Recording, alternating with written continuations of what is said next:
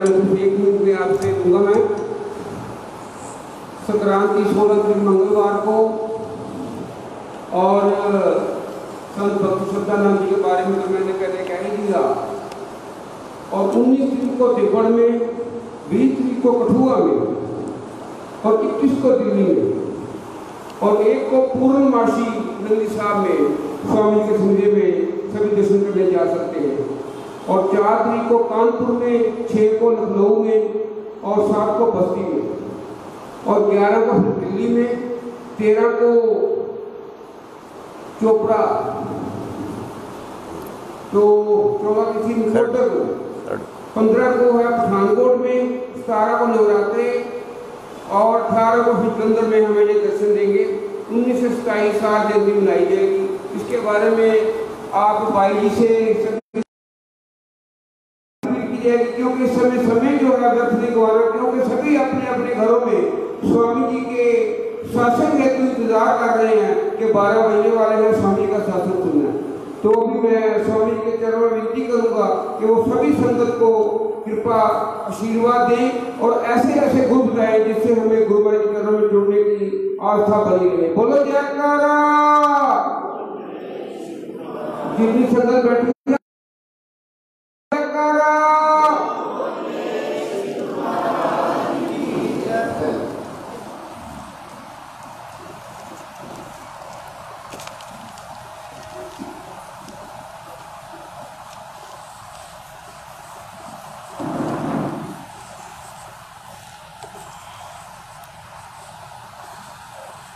ओम सत्यं बोधमय रूपम बलम प्रत्यक्ष सर्वेश्वरम रतन जर्ते शीश शुभ्रमुक्त श्वेदाम्बरे शोभितम मुक्तामाल भभूषितम च हृदय सिंहासने स्थितम भक्तानां वरदनम प्रसन्न वदनम श्री सतगुरु नमः। बंदों गुरु चरण सरोज मुद मंगलियागार, जय सेवत नर होते हैं भवसागर से पार। गुरा जी के सिमरण मात्र से नाशत विघ्न अनंत, ताते सर्वरंभ में ध्यावत हैं सब संत। अपने अपने हृदय में नंगली निवासी भगवान का पावन ध्यान धरते हुए सभी जय घोष करेंगे। बोलो जयकारा।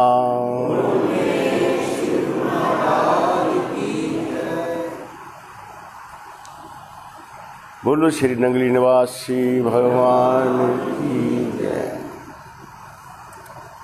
गुरु महाराज की प्यारी संगतें, श्री गुरु महाराज जी का आप सबको बहुत बहुत आशीर्वाद। और सतगुरु सदा अपनी कृपा सब पर बनाए हुए हैं। मैं प्रार्थना करता हूँ, हे गुरुदेव, अपने सभी संगतों को, सभी भक्तों को, प्रेमियों को आप अपना ध्यान, अपनी सेवा, अपना प्यार बख्शे। संसार बड़ा भरावा है, ये परमात्मा जाने कि उस माया ने, प्रकृति ने जीव को कैसे कैसे भरमाया हुआ है। उस भ्रम से सतगुरु बचाने के लिए सहायता करते हैं, हमारी मदद करते हैं, हमें शरण में लेते हैं। एक महापुरुषों का छोटा सा वाक्य सुनाना चाहता हूँ। महाराज श्री संत कृपाल सिंह जी और सार प्रभु आपस में बैठे बात कर रहे थे। उन्होंने कहा, गुरु भक्तों की दुनिया वो दुनिया नहीं है जो दुनिया परमात्मा ने रची है, ब्रह्मा ने रची हुई है। ये दुनिया और है। उन्होंने मिसाल दी कि जैसे पेड़ तो सब जगह उगते हैं, प्रकृति उगा देती है, लेकिन ऐसे पेड़ चाहे फलदार हों चाहे दूसरे हों, जिन पेड़ों का रखवाली कोई माली होता है, उनकी देखभाल माली करता है, उनका रंग अपना होता है। इसी प्रकार सतगुरु जिस पर कृपा करें, जिसे अपना लें, जिसे अपना प्यार दें, जिसकी ओर नज़र भर के देख लें, जिसका फिक्र चिंता करें, वो कैसे होते हैं? वो ऐसे ही होते हैं जैसे अनुसंधान किए हुए वो पेड़ होते हैं, उनकी शोभा निराली होती है, उनकी कीमत भी बड़ी अजीब, बहुत ही बड़ी बढ़िया होती है। इसी प्रकार ये गुरुमुखों की दुनिया है। आप सब गुरुमुख हैं, चलते फिरते उठते बैठते सदा अपने सतगुरु के प्रेम में, उनके सेवा में सदा मगन रहने वाले आप सब हैं। गुरु जी की कृपा सब पर भारी, जो जाने सो अधिकारी, ना जाने सो नाकारी। पहले तो ये जो बात मैंने कही है, हमें इस बात का विश्वास होना चाहिए कि हमारे मालिक हर समय हमारे ऊपर सिर पर विराजमान है। अगर इस बात को अनुसंधान करना है, आपने सोचना है कि कैसी कृपा, क्योंकि जिसका कोई रखवाला हो वो कभी फिक्र चिंता नहीं करता। गुरु महाराज जी की सिक्योरिटी पाकर निश्चिंत हो जाओ और ये अपना दिल और दिमाग उस गुरु महाराज जी के प्यार में, उनके ख्याल में, उनकी सेवा में नित निमग्न रहे। ऐसी गुरु महाराज जी की महिमा है, कृपा है। संसार क्या करता है, शरीर से तो काम काज करता है और दिमाग से चिंता करता है। बोलो, ये सोच हमारी एनर्जी ज्यादा खराब कर देती है। शरीर का परिश्रम कर्म हमें इतना बिजी नहीं करता। फिक्र और चिंता, तो गुरु महाराज जी ने हमारी चिंता अपने सिर पर ले रखी है। अगर हमें विश्वास नहीं तो हम चिंता में ग्रस्त रहेंगे। चिंता ना कर, अचिंत रह, तोरी चिंता मैं कीन, नया रोज नया रोजा कब लक तुझे न दीन। अपने शरीर निर्वाह की चिंता नहीं करनी चाहिए। हम किसी के लड़ लग गए, किसी ने हमें अपना लिया। एक महाराज जी सार प्रभु एक दिन इस भाव पर सत्संग करते हुए बीच में एक मिसाल देते हैं। कहते हैं, एक घसियारा घास खोदने वाला भी जब हाथ पकड़ लेता है किसी का, तो सारी उम्र उसे रोटी कपड़ा देता है। घसियारा हाथ पकड़े, हमारा हाथ सतगुरु ने पकड़ा हुआ है। हमें विश्वास रखें, अपना विश्वास दृढ़ बना के रखो। मालिक की तरफ से कोई कसर नहीं। ये विश्वास मैं चाहता हूं। अभी हमारे उदय जी कुछ बात कर रहे थे, समय के मुताबिक कुछ शब्द बोलते थे। कुराना कुराना क्या होता है, जो होता है ठीक है, शाही आर्डर है, वैसे रहेंगे, पूरे नियम में हम रहेंगे। पर एक बात आपको बताऊं, वही स्वरूप भगवान का नरसिंह भगवान के लिए था, वही स्वरूप प्रहलाद के लिए था, प्रहलाद के लिए था। ये वो मालिक जाने कि उसकी क्या लीला है, लेकिन वो कोई भी रूप बदले सदा हमें प्यार देंगे, हमारी हिफाजत करेंगे, हमारी सिक्योरिटी करेंगे, सब कुछ करेंगे। सतगुरु सदा हमारे साथ है, हमेशा ही साथ है। नियम में रहकर उस मालिक का भजन सिमरन हमको जरूर करते ही रहना है और बेफिक्र रहना है।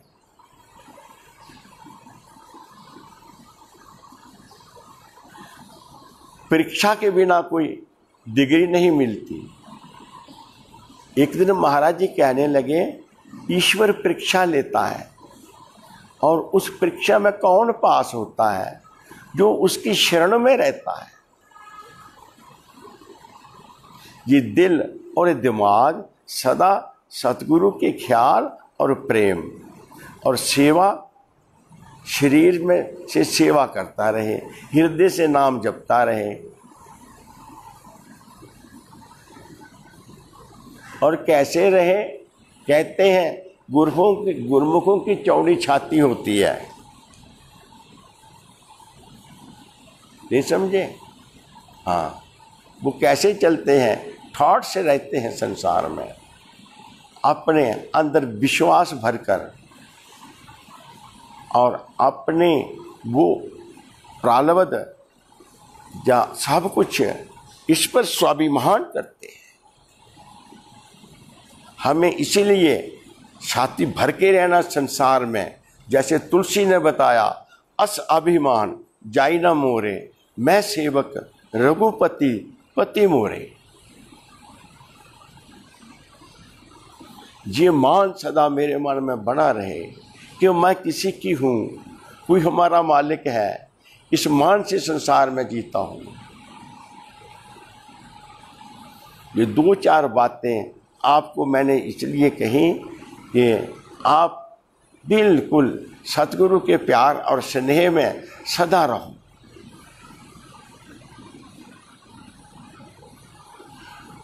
कोई साधक जब साधना में युक्त होता है, उसके अंदर एक संस्कार डाला जाता है, ईश्वर और मौत को सदा याद रखो। आज समय जो बीत रहा है, सभी को गुरु महाराज जी क्यों याद कर रहे हैं? अरे डर लग रहा गुरु महाराज, मौत से डर लगता है। फिर कहना ही क्या।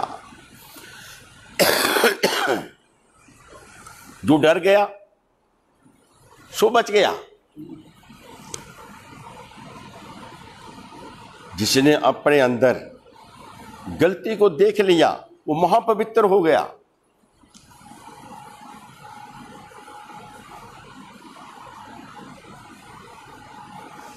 और जो दुनिया के दुखों का अनुभव कर रहा है, उसका हर वक्त सिमरन हो रहा है, दुख दारू सुख रोग भया, दुख दारू सुख रोग भया। सुख क्या बीमारी है, ईश्वर को भुला देता है। कितने सुखों के समान है, संभालते रहो, दिन रात करते रहो उनकी चिंता। बात ही क्या है। गोद में बैठा हुआ शिशु कोई फिक्र चिंता करता है। जब हम उस मालिक के सहारे हैं, मौज ही मौज है।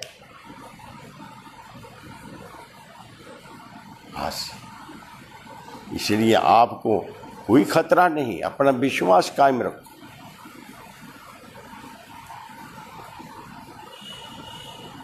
एक बार सांप और मेंढक की आपस में बहस होने लगी। सांप कहता, देख मैं किसी को काट खाऊं को बच नहीं सकता। मेंढक कहना, यार छोड़ परे, तेरे जहर से कोई नहीं मरता। कैसे मरता है? या तेरे डर से मरता है। भय, तेरे डर लगता है तो मरता है। जी कैसे? या चलो फिर देखते हैं। एक बंदा आ रहा था, सांप ने मारा डंक, इतने में गायब। अब मेंढक वहां आ गया, मेंढक वहीं बैठा रहा। जिसने देखा, यार जरा मेंढक ने काट खाया, मारा मेंढक, बड़ी मस्ती से चलता क्या है, कर दिया है, मेंढक ने काट खाया। चलता रहा मस्ती से, कुछ भी नहीं हुआ।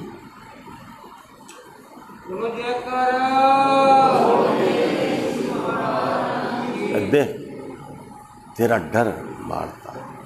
कहता, कैसे डर मारता है? क्या फिर मेरी तसल्ली नहीं हुई। कहता, तो फिर मैं बताता हूँ। अब आगे के एक बंदा आया, मेंढक ने उसको चक मारा और साइड में गायब हो गया। सांप सामने आ गया, ढूंढा देखा, हाय सांप ने काट मर गया। कहता देख मेरे में जहर है कोई, तेरा भय मारता है। निर्भय जीते हैं संसार में वो जिनके सर पर नगले निवासी भगवान सतगुरु सदा रहते हैं। निर्भय हो कि जियो। जो खुद निर्भय है वो दूसरे को भी निर्भय बना देता है। हमारा शास्त्र कहता है खुद सुरक्षित रहो, दूसरों की रक्षा करो। सुरक्षित रहो और दूसरों की रक्षा करो। ये गुरु महाराज की अपार कृपा और मेहर।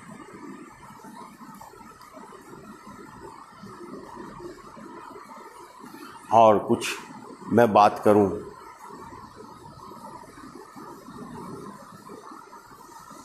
करने की हिम्मत नहीं पड़ती।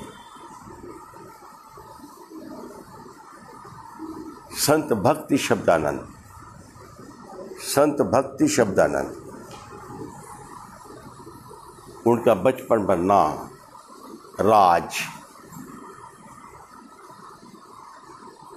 कब से पता नहीं, बहुत वर्ष पहले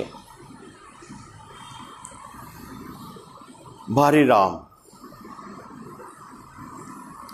गुरु महाराज के बड़े प्यारे सेवक हर समय भजन की मस्ती में रहते हैं। सिर पे बाल कभी जटाएं बन जाती, दाढ़ी बढ़ती। मैं और बुधवार में सेवा करते हैं। मैं क्या भारी राम कितना कमाते हो? कहता इतना कमाता हूं जितने में रोटी चल जाती है बस।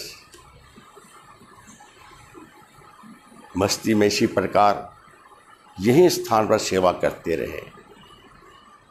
उनके बाल बच्चे, उनके सुपुत्र, उनकी बेटियां और उनके घर से सब गुरु महाराज की सेवा करते रहे प्यार से।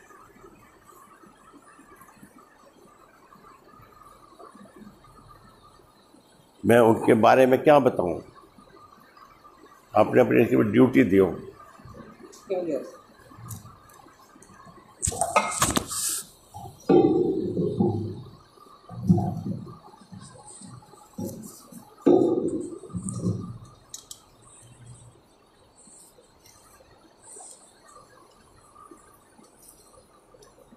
हेलो, बस ठीक है, तुसी जब मानो, मेरा काम नहीं है।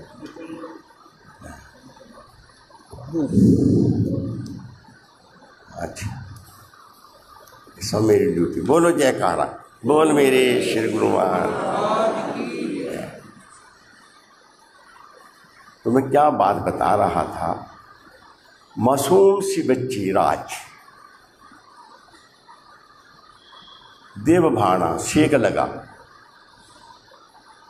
आँच लगी, आँच से शरीर में दाग हो, अस्पताल में दाखिल होना पड़ा। बाप को बच्चों की चिंता होती है। ऐसी पोजीशन हो गई कि पिता भारी राम जी कुछ उदास होकर रोने लगे। महाराज जी ने पूछा क्या बात, बच्ची ठीक हो जाएगी? महाराज ठीक तो हो जाएगी, ये देखो ना कितनी जल गई, कितने दाग शरीर में बन जाएंगे। कहते चिंता ना कर, जो मेरे पास रहेगी, अगर कोई खतरा तुझे आया तो।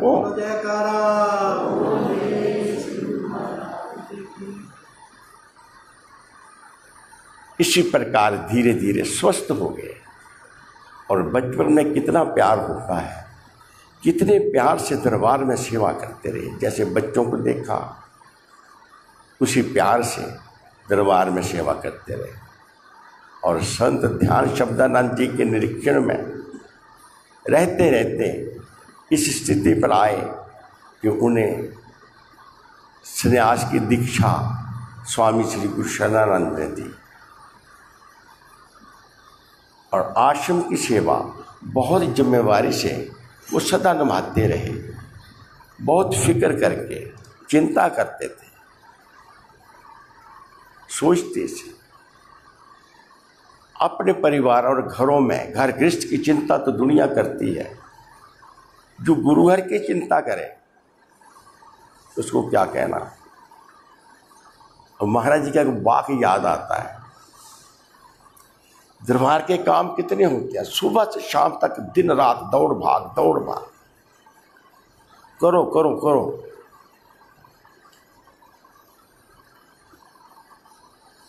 एक बार मेरे एक गुरु भाई सार प्रभु को कहते हैं, महाराज जी सुबह से शाम तक दिन रात गृहस्थी तो कुछ आराम कर लेते हैं, खा पी भी लेते हैं, हमारा तो वो भी जाता रहता है। इस चक्कर से हम कैसे बचेंगे। हमने सोचा था कि दुनिया के चक्कर से बचें, पर ये चक्कर तो और बहुत बड़ा है। नंगली साहब में मेरे साथ वो सेवक रहते थे, तो वो अपने गुरुदेव को बोलने लगे, गुरु महाराज जी क्या बताएं, सुबह से शाम तक पशुओं को पट्ठे डालना, फसल को देखना और इतने काम करना। महाराज जी हम तो 84 कटाने आए थे, पर हमें तो 85 भोगना पड़ रही है।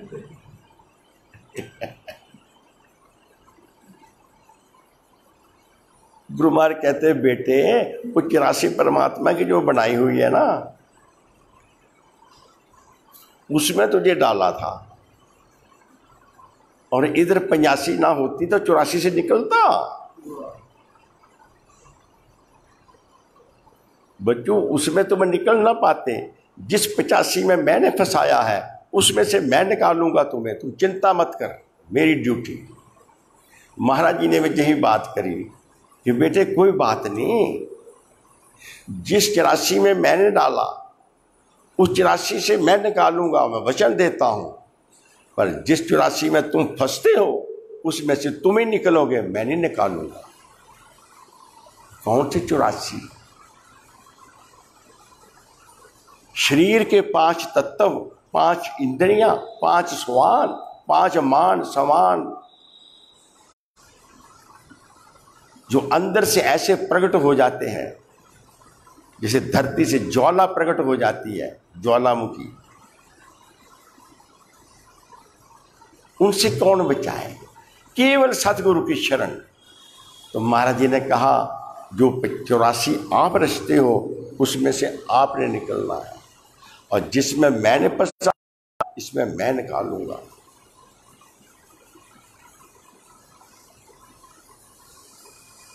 कोई चीज फंस जाए, दस्ता फंस गया, निकल नहीं रहा।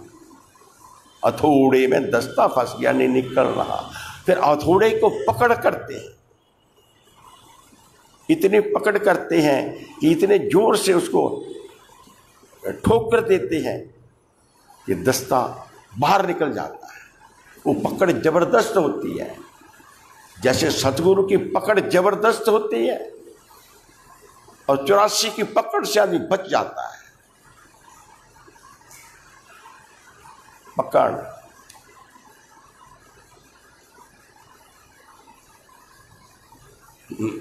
क्या बोला? सतगुरु की सेवा। मुझे एक बंदा कहने लगा, हम तो रात को सो लेते हैं, आप तो रात में भी लगे रहते हो, इसलिए निकले थे घर में। वाह! मैंने कहा मैं गरीब बंदा हूं, मुझे ओवर टाइम में लगा के परिवार पालना है, मैं लालची हूं, दिन रात काम करता हूं। कहता हूं केड़ा टब्बर? मैं कहा सुनो बात, जब मैं काम काज करके खाली हो जाऊंगा, चारपाई पर सो जाऊंगा, मैं आराम कर रहा हूं, उस समय भी मेरा मन धोखा देकर विषयों का चिंतन कर सकता है। इसीलिए उस समय भी मैंने सेवा का साधन बनाया। ना होगा बांस, ना बजेगी बंसरी, ना हमारे पास फालतू समय बचे, ना फालतू करेंसी बचे, ना दिल दिमाग स्पेयर हो। सदा सतगुरु की शरण में और सेवा में सदा युक्त रहे। जितनी पकड़ हमसे हमारा मालिक करता है, हम भी उतनी दृढ़ पकड़ उनसे करनी चाहिए। तो मैं बात बता रहा था, कितनी लगन और प्यार से बेटी राज भक्ति शब्दानंद उन्होंने दरबार में सेवा करी, पूरी जिम्मेवारी के साथ निभाया। वो बहुत फिक्र करते थे कि मैं सोचता था कि संत जी इतना फिक्र ना करो, दादा हमारे सिर पर है, फिक्र तो करना ही पड़ता है ना, तो हमारा फिक्र करते हैं, हम क्यों इस सेवा का फिक्र करें। तो निभाया। आना जाना तो सबका रहता है, चाहे अवतार आए, कोई संत आए, कोई दृष्टि हो, सब आते हैं और जाते हैं। और जो आकर अपना जन्म सफल करके जाता है, उसका क्या कहना। उदाहरण लूं छोटा सा, हम बाग में किसी महात्मा ने सिर छोड़ा, उसे समाधि दी, वापस आए गुरु मंदिर में तो हलवा का प्रसाद बना और भोग लगाया। वो देसी घी का हलवा वो सबको बांटा और सब खाने लगे। वहाँ एक गांव का बंदा बैठा था, कहने लगा ये कैसे महात्मा है, सिर छोड़ा हलवा बांट रहे हैं। हमारे गृहस्थियों के यहाँ तो इतने दिन तो हल्दी नहीं पड़ती, हम कुछ नहीं बनाते 13 दिन। ये महात्मा कैसे अभी हलवा बना के खा रहे हैं, बढ़िया, काहे की खुशी मना रहे हो। महात्मा बोला तुझे क्या पता, अरे भैया उसने लगाई थी गुरु महाराज जी से, वो निभा गया, हम उसकी खुशी मना रहे हैं। लगाई थी, निभा गया बस। और हम अभी खतरे में हैं, जब तक श्वास चल रहे हैं पता नहीं कब क्या पवाड़ा डाल दे, जे मन चित्त कहाँ गिर जाए, क्या इच्छा पैदा कर ले। तो भैया उसकी निभ गई, ये बड़ी खुशी की निभ गई। संत निभा के जाते हैं, इसलिए उनके जाने में दुख नहीं मानते। और संत कहते हैं तूने निभाई, हमारी भी सिफारिश करना आगे जाके, हमारी भी निभ जाए। वो खुश हैं निभा के अपने मालिक क्या है ना। संत मरे क्या रोना, किसके लिए, वो दूसरे जो संसारी लोग हैं, सातक सिंह, उनके लिए। तो वो माल के चरणों में, चरणों से आए। एक बात बताऊं, संत क्या होते हैं, मेरे गुरुदेव का वाक्य है। यही महात्मा होंगे, महात्मा बनाने चाहिए, उन्हें पढ़ाना चाहिए, उन्हें ये करना चाहिए, उन्हें सिखाना चाहिए। महाराज जी सुनते रहे। महाराज जी ने कहा ठीक है, जितनी सेवा हो संतों को, शिष्यों को, अपने परिवार को सब समझाते हैं, पर एक बात याद रख, संत जहां नहीं बनते वो ऊपर से बने बनाए आते हैं और अपना काम करके ऊपर चले जाते हैं। यहां नहीं बनते हैं, बने बनाए। जिनके हृदय में वैराग्य की तरंगें होती है, वैराग में चिंतन होता है, वैराग में बात होती है।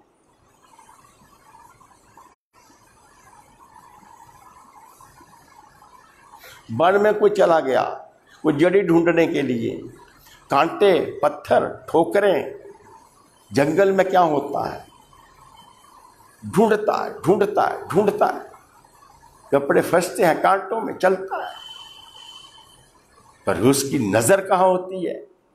जिस चीज की तलाश करनी है, दिल और दिमाग में उसी की शक्ल बसती है। ढूंढता है। इसी प्रकार संत वैराग्य युक्त होकर संसार रूपी जंगल में भटकते हैं।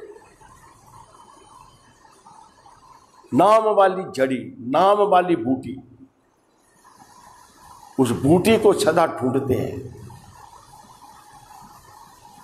हमें प्राप्ति हो जाए, सतगुरु की प्राप्ति हो जाए।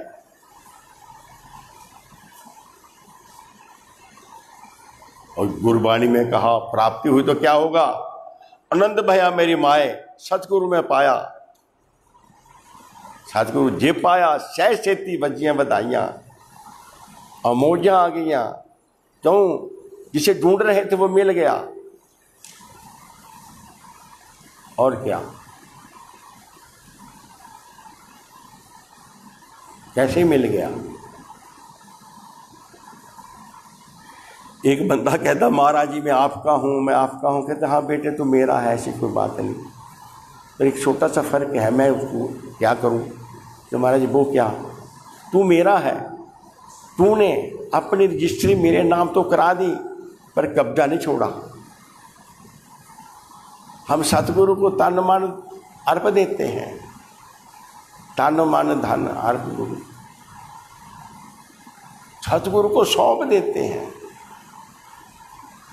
लेकिन जरा भी तन का अपमान हुआ, जरा सा किसी मान सम्मान किया, हमको अच्छा लगने लग जाता है तो बोलो कब्जा नहीं छोड़ा। गुरु के नाम तो होगी लाइफ तुम्हारी, फिर भी चिंता करें हम अपनी। सतगुरु के समर्पण। संतों का जीवन बहुत दिव्य जीवन होता, उसको कोई पहचान ले, उसको कोई जान ले कि ये क्या है। तू कोई कहे साध हम चीना, तुलसी कान हाथ धर लीना। वो जो करते हैं वो वही जानते हैं, जो करते हैं वही जानते हैं। इसलिए संतों की महिमा बड़ी अजीब है। और गुरु महाराज जी जाने कि भक्ति शब्दानंद छोटी उम्र में मैं सोच रहा था मिशन को कितना बड़ा घाटा। पहले योगानंद, योग शब्दानंद, महात्मा जी नंगली साहब सेवा करते हैं। दो महात्मा बने जम्मू से, चाचा भतीजा। एक का नाम गुरुमुख, नाम तो कृष्ण लाल था, महाराज जी ने शरण में लेते गुरुमुख रख दिया। और सार सेवानंद, इनका क्या नाम था?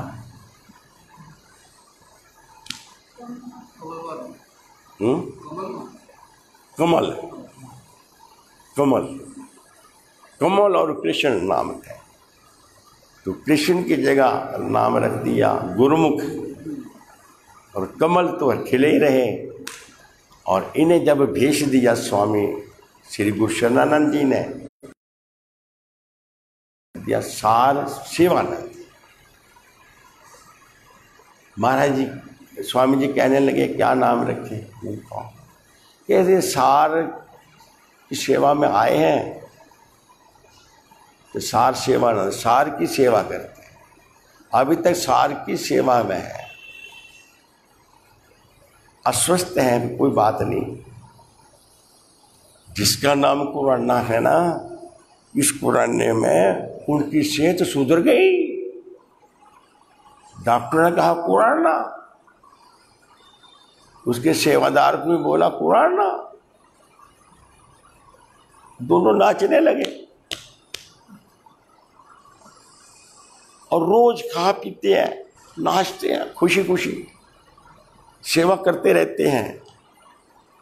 क्या हंसना, खेलना, मौज करना।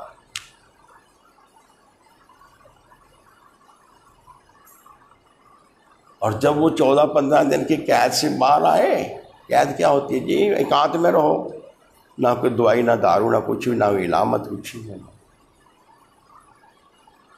5-5 किलो वेट बढ़ा हुआ, ऐसी क्या? तो बढ़िया बढ़िया खाने को मिला, हंसे खेले और जो नहीं। मैंने बोला भाई आप तो इधर आ जाओ, कहते हम तो यहीं रहेंगे। मैं स्वाद पड़ गया ना पकी पकाई खाने का, कुछ नहीं। चलो ईश्वर जाने, हर हाल में खुश रहो, हर हाल में खुश रहो, क्योंकि हमारा जो हाल है हमारे मालिक ने हमें बनाया है, मैंने दिया है। क्या वही बात, संतों की महिमा बड़ी अजीब है, इसको कोई जान पे नहीं सकता। सदा उनकी शरण में रहो। ये 2-4 बातें आपको बता दी।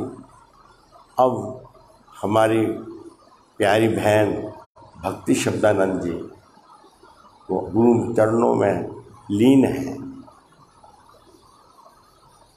कोई कह दे उन्हें पुराना था, कभी हो ही नहीं सकता। उनके सेवादार तंदुरुस्त, जिससे उनके साथ सेवा करते रहे। तो संस्कृत कैसे हुई? एक दूसरे चिपकने वाली बीमारी होती है ये, सब तंदुरुस्त है। जो दूर दूर रहे, ईश्वर सबको बचाए। रही सरकार की और डॉक्टरों की पॉलिसियाँ, भगवान कृपा रखे, उनसे हमें बचाए रखे तो ठीक है, लेकिन गुरु और डॉक्टर ये जो कहते हैं, जो मर्जी कह दें, सब सच हो जाता है। खैर हमें उधर नहीं जाना, लेकिन मैं सिर्फ इतना कहता हूँ कि हमें ना कोई वकालत करनी है, ना वकील करनी है, और हम ये विश्वास से कहते हैं उनका शरीर कराने से नहीं छूटा। उनका शरीर गुरु महाराज जी की मौज में गया है, गुरु महाराज की मौज में गया। आप सदा खुश रहो, आप सदा आनंद रहो। अब मैं आपको थोड़ी सी 1-2 बात कहूँगा आगामी प्रोग्राम।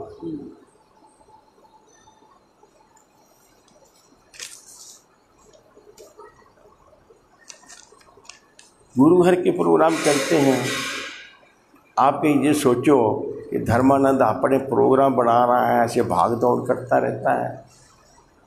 मैं नहीं भाग दौड़ करता। फौज का कोई भी सिपाही कुछ नहीं करता, उसका ऑर्डर होता है, वो ऐसे नाचता रहता है, जहाँ खड़ा हो, जहाँ कर, ये कर, वो करता रहता है। करे मनुष्य के कशु नहीं हाथ। पर फिर भी मैं आपको बात बताता हूँ, क्योंकि हमारे गुरुदेव सार प्रभु का जन्मदिन नंगली शाह में मनाया जाता है। हाँ, तो एक बंदा कहने लगा तू क्यों दौड़ता है बार बार? मैं कहा छोड़ दारे, बता कि मैं सेवा कैसे छोड़ दूँ, सेवा कैसे छोड़ दूँ? क्या लेना दौड़ दूर के? मैं क्या, बिल्कुल मुझे कुछ भी नहीं लेना। मुझे ना घाटे से ना प्रॉफिट से, फायदे से कुछ लाभ है। हमें तो जी लाभ है कि भक्ति दान मुझे दीजिए गुरुदेवन के देव, और कुछ नहीं चाहिए। निश दिन तुमरी से। आज आपने सुना, अब संक्रांति होती है ना, वो यही है मंगलवार 16 तारीख को।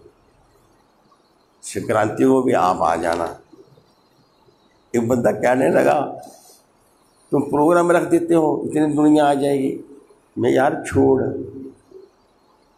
100 बंदा पेपर देने जाए ना इम्तिहान के दिनों में, अरे 33% ही पास होते हैं। तो ये पेपर है ना, सबका पेपर आया, जो पास हुए वो आ गए, पास निकल आए। मैं चिंता, हमारे पास उतने बंदे आते हैं। उसी जगह 500 बैठता है, उसी जगह 100 बैठ जाता है, जगह उतनी घेर लेते हैं, कोई बात नहीं। दूल्हा एक, बारात अनेक। तुम्हारे से विश्वासी सेवा करने वाले, तन मन गुरु अर्पण को देने वाले थोड़े लोग होते हैं, और आपके प्रभाव से और संगतें भी साथ में जुड़ जाती हैं। मुझे कह रहा था कोई, कितनी की संगत आई है, बाकी तो सब लंगर खाने आए हैं। मैंने बोला शुक्र करो ये लंगर खाने आ गए, वरना आप सेवा क्या करते। ये बर्तन जूठे करेंगे, सेवा मिलेगी। इन्हें लंगर खाना है, उसे सेवा मिलेगी। तो तुम्हें सतगुरु ने सेवा बख्शी है, तो आप कौन हो? दूल्हे। बरातें आजकल नहीं चल रही, गवर्नमेंट ने मना कर दिया है। लड़की लड़का और घर के लड़की लड़की के 2 फैमिलियाँ 10-15 बंदे हो जाओ, धर्माल के पास आ जाओ, मैं इतने में शादी करवाता हूँ। मैं पहुँचा वहाँ, कहाँ पहुँचा, कानपुर में पहुँचा, तो मुझे उन्होंने बुलाया, बाबा घर आओ। मैं चला गया, बैठ गया। सारा परिवार भी छोटा नहीं है, तो 50 बंदे परिवार के बैठे। मैं बताओ भैया, बड़ी देर बाद बुलाया, क्या बात है, कोई काम होगा?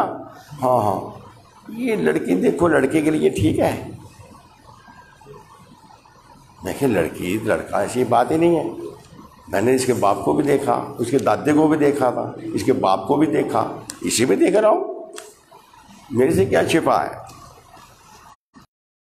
कहते शादी इसकी करनी है इससे। मेरी शादी करनी है, कब?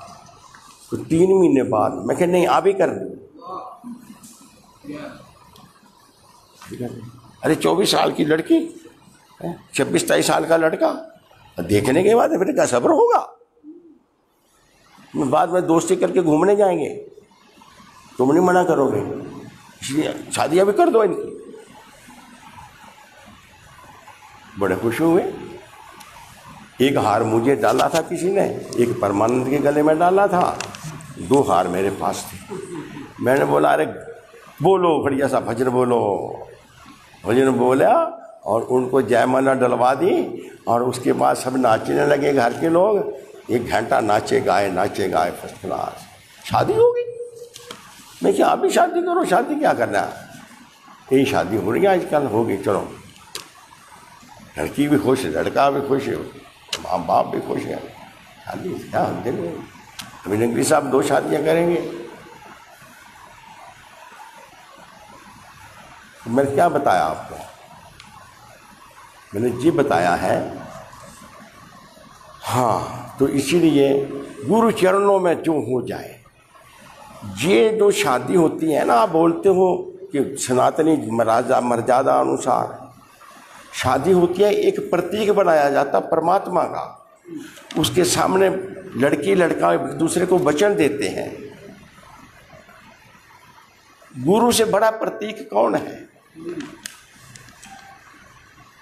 चाहे गुरु ग्रंथ साहब की हाजिरी में, चाहे नंगली दरबार की हाजिरी में, गुरु महाराज की हाजिरी में, चाहे अपने गुरु या संत महात्मा का बीच बैठा हो और संबंध जोड़ दिया जाए, सब शास्त्र में ज़्यादा अनुसार होता है। अच्छा, तो संक्रांति की बात थी।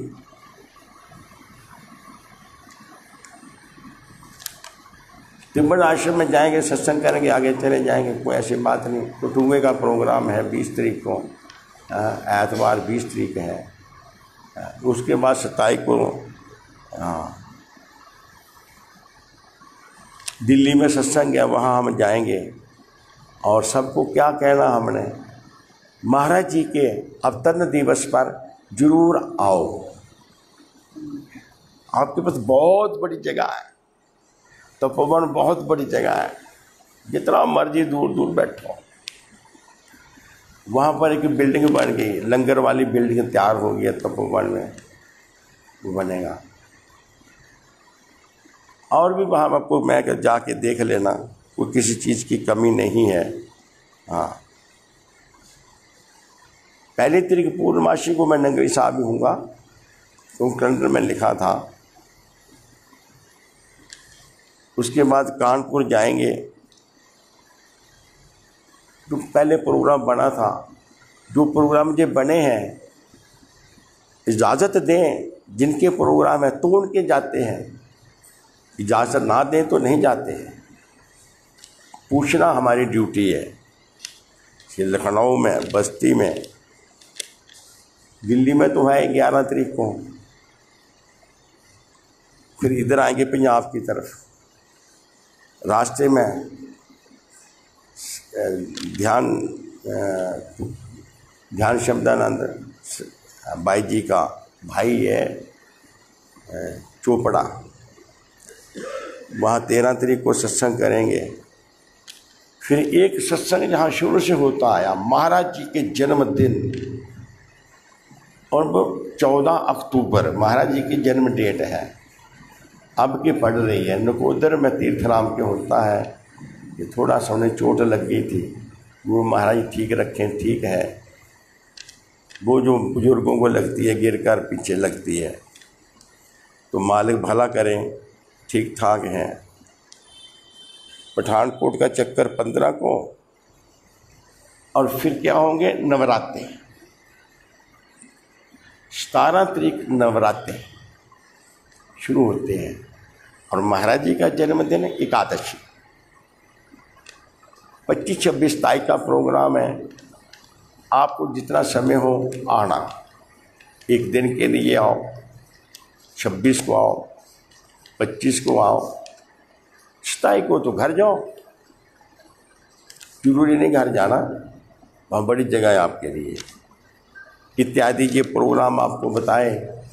एक बात मैं और कहता हूँ, वो ये कहता हूँ, अभी सज्जन यहाँ बैठे नहीं हैं, हाँ, कहते हैं मुझे, मैं कभी कहा होगा कि तुझे जुर्माना करेंगे, जो काम नहीं करना वो करो तो जुर्माना होता है। लेकिन जब हमारे काले बाल होते हैं तब हम कुछ काम करते हैं, और काले बाल रख कर फिर जो काम किया वो काम पूरा हो गया, फिर बाल भी सफ़ेद हो गए। तो सफ़ेद बालों में वो काम नहीं करना तो काले बालों में किया। काले बालों में क्या, शादी हुई, जब बच्चे जन्मे, वो पाले वड्डे कीते, उन्होंने ब्याह हो गए, फिर धीरे धीरे बाल सफ़ेद हो गए। कोई बुढ़ा क्या करूँ आपको, मैंने बाबू जुर्माना होगा। सफ़ेद बाल हो तो क्या करते हैं नहीं पता, छोड़ो। फौज लड़ती है, मिलिट्री इधर की उधर की मिलिट्री लड़ती है, और जब फौज हार जाए, हार मान ले, तो वो क्या करती है, सफ़ेद झंडा दिखाती है। अब दुनिया में बहुत लड़े दुनिया के साथ, अब हार जाओ, सफ़ेद झंडा दिखाई दिया, अब सिलेंडर हो जाओ, सतगुरु के सिलेंडर हो जाओ, बात खत्म। ये बात कहता हूँ तो मैं सोचता हूँ कि सचमुच में ये कहता रहता हूँ, अब मेरे पास आ जाओगे, सिलेंडर हो जाओगे, तो मैं क्या करूँगा। कोई आदमी घर में आए तो फिर पशु भी लेना हो तो पहले किला लगा के घास वास ला के रखता आदमी, तो पशु घर में लाता है। अब गुरु भक्त घर बार छड़ के कि मेरे को आ जाओ भजन करना, इसीलिए मैं भी किला लगा रहा हूँ। जगह तो बहुत है, लेकिन बहुत बढ़िया एक बिल्डिंग आधुनिक फैसिलिटियों के मुताबिक, जहाँ बुजुर्ग लोग रह के आराम से रह सके, सुख पा सके। सुख से बुजुर्गों को क्या होता है, खाओ पहनो हरि गुण गाओ, बस।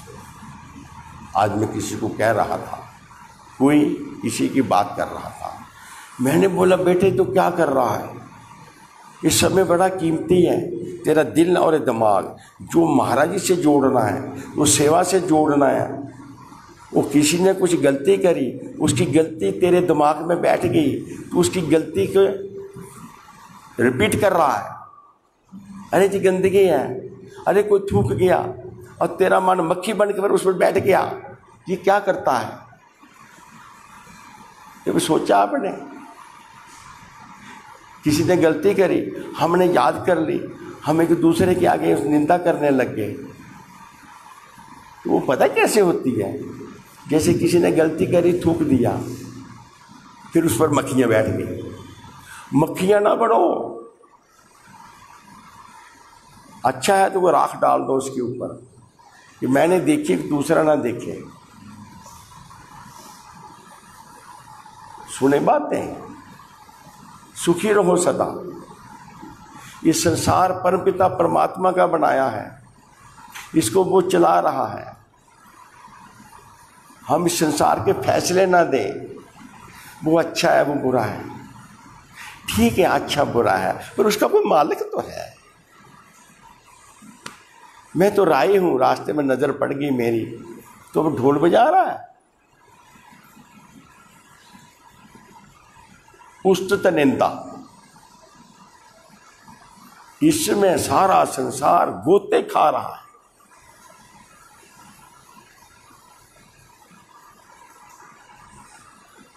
आपने एक कथा पढ़ी होगी, उस्तत निंदा हमारा क्या बिगाड़ती है। हमारे मालिक सार प्रभु ने बहुत सत्संग लिखे हैं, उसमें से बचने के लिए एक कहानी लिखी छोटी सी सज्जू भगत की। अमृतसर में सज्जू भक्त रहते थे। कोई बंदा चला गया हज करने, उसके घर मोरे रखी थी काफ़ी, उसने उठाई, सज्जू भक्त को कहा ये मोरे कहाँ रखनी? कहते जहाँ मर्जी रख ले, उठा के ले जाना। पर जब वापस आया उनको गिरने लगा, तो एक कम हो गई।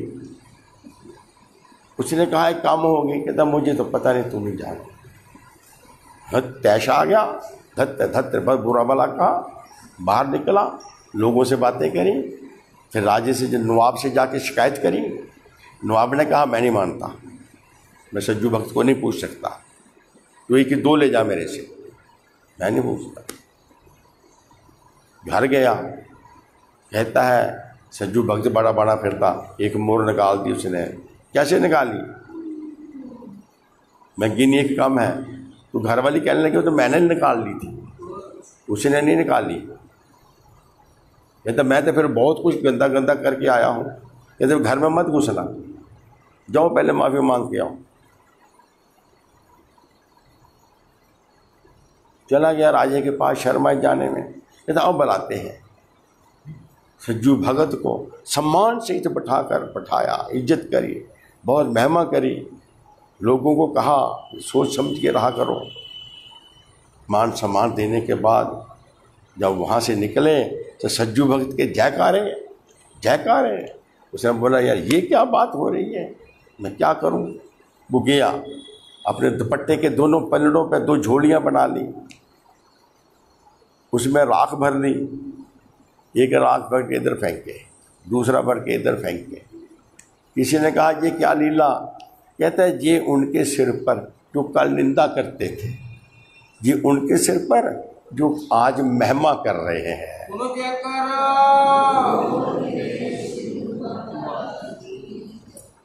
गुरुमुख निर्लेप रहते संसार से, गुमान करे अपमान करे, करना जिसने है तो अपने लिए करना, हमारे लिए थोड़ा कर रहा है, अपने लिए। हम क्यों दखल दें किसी के काम में? ये क्यों कर रहा है, वो क्यों कर रहा है? इसीलिए उस निंदा से जो बच गया, मानो बच गया।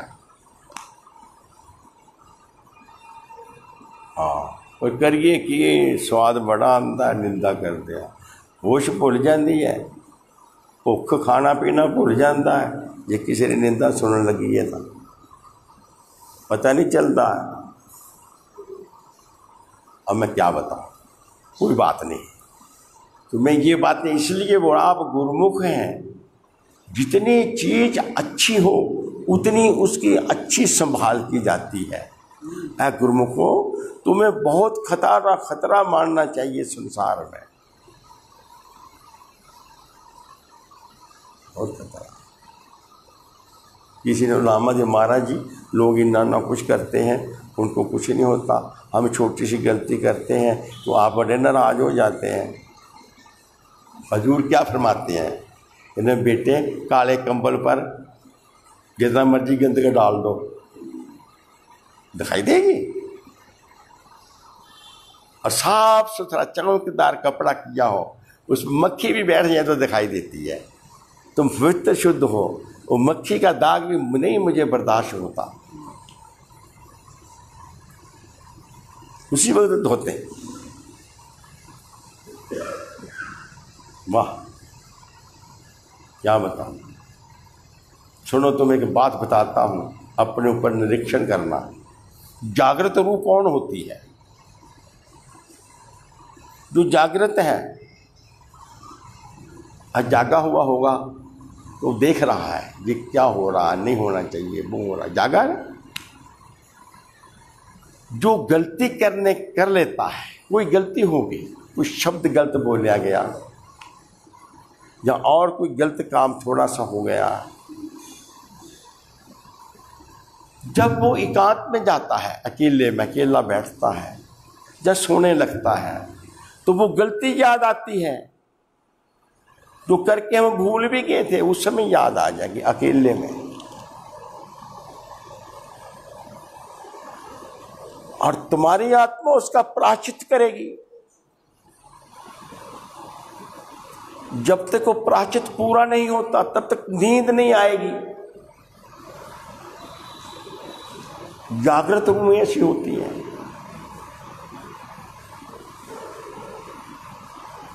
और जो मोह की नींद में सो रही है दुनिया के अंदर, मोह निशा में सब जग सोवन हारा, देखी सपना अनेक प्रकारा, जा जग जामनी जागे ही जोगी।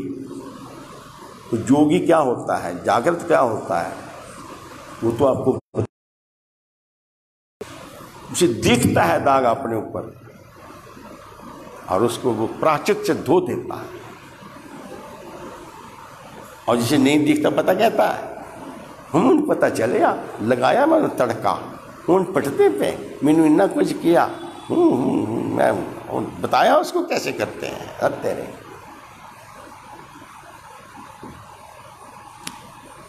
गुनाह करके बड़े बढ़ना, वो भी बार बार याद आता है, लेकिन अपने आप को शाबाश कहता है। हाँ, तो मैं एक छोटी सी बात बताई, लेकिन गुरु की अपार कृपा मेहरबानी हो, दया दृष्टि हो, तो हमको अपने दाग नजर आएंगे,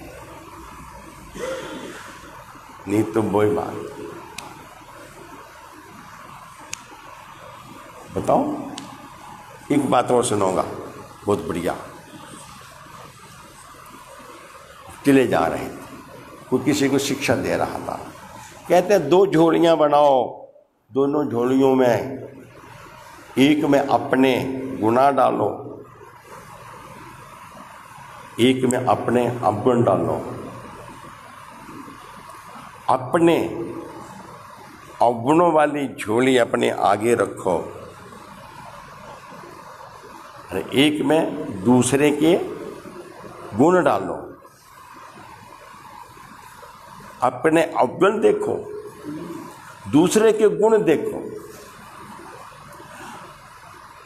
दूसरे के गुण देखो। उसने बोला तुम्हारे पास 99 गुण हैं और किसी के पास 99 अवगुण है, पर एक उसमें गुण है।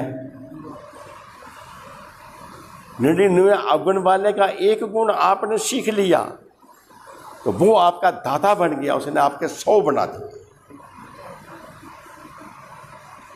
उसका उपकार देखो, कितने अवगुण है, क्योंकि अवगुण अपने लिए रखता है बंदा, किसी को नहीं बताता, और गुण दूसरों के आगे व्याख्या करता, बांट देता है। छोटी सी की बात बताई मैं आपको। इस प्रकार महापुरुष हमारे मन से तर्क करके मन को हराते हैं और जमीरे आला में हमें जीना सिखाते हैं। आप सदा खुश रहो, आप आनंद रहो। बस फिर वही कहता हूं, नानक नाम चढ़ती कला, तेरे भाने श्रद्धा भला। सबका भला हो और सब अपने दिल दिमाग को उस मालिक के चरणों में लगाए रखो। सत्संग सुनते रहो, सेवा करते रहो। इतना कह के मैं विराम लेता हूँ। बोलो जयकारा, बोल मेरे श्री गुरु महाराज की जय। बोलो जयकारा।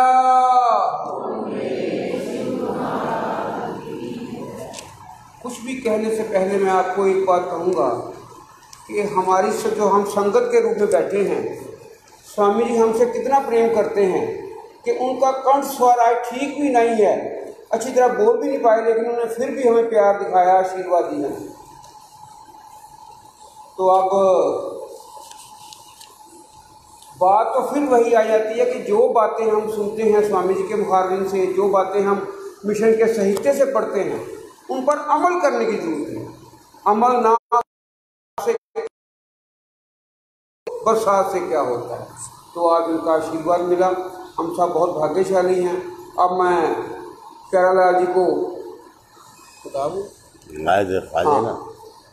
शाश्वत प्रेरणा, शाश्वत का प्रेरणा क्या हमें मिलती है और साहित्य हमारे जीवन में क्या क्या बदलाव लाते हैं।